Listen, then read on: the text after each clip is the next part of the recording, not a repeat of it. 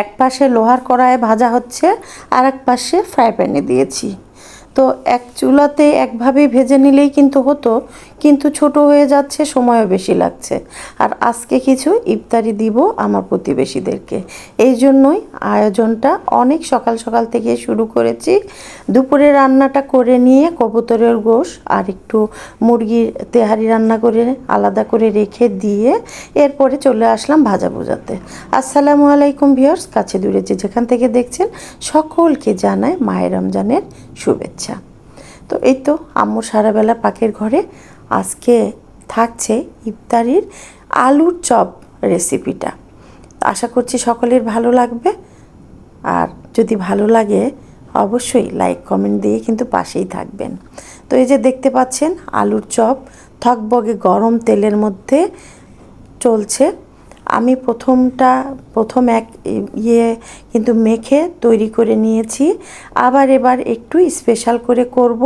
এই আলুর চপটার মধ্যে ডিম তো থাকবেই, সাথে মজারেলা চিজ থাকবে, আর থাকবে বিস্কিটের গুঁড়া।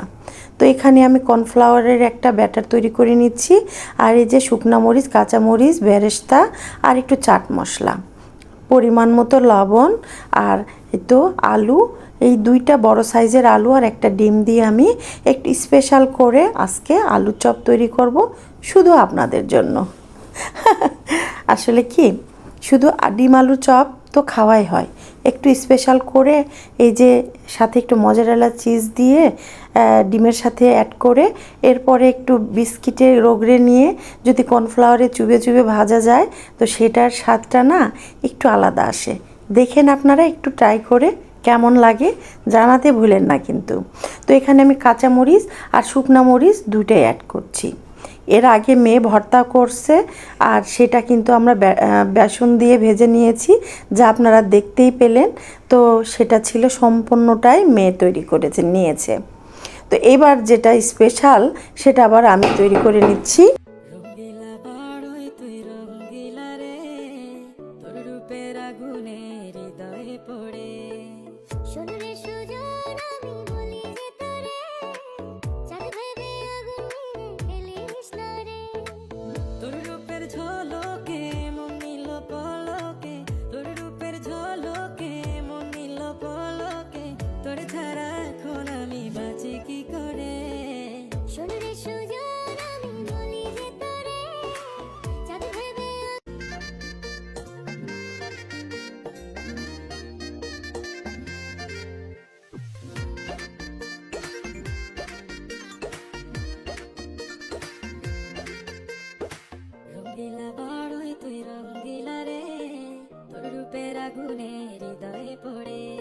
ভর্তা কিন্তু আমার রেডি হয়ে গেল, সাথে কিন্তু আমার ছাদ বাগানের কিছুটা ধনে পাতাও অ্যাড করে দিয়েছিলাম।